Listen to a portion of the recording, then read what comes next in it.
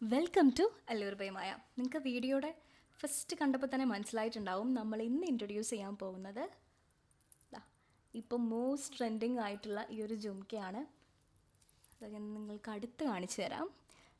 ലെയറായിട്ട് സ്റ്റോൺസും പിന്നെ താഴെ ഈ ഒരു കളർ ആൻഡ് വൈറ്റ് ബീഡ്സും വരുന്ന ഒരു ജുംക്ക. നല്ല ഭംഗിയില്ലേ കാണാൻ?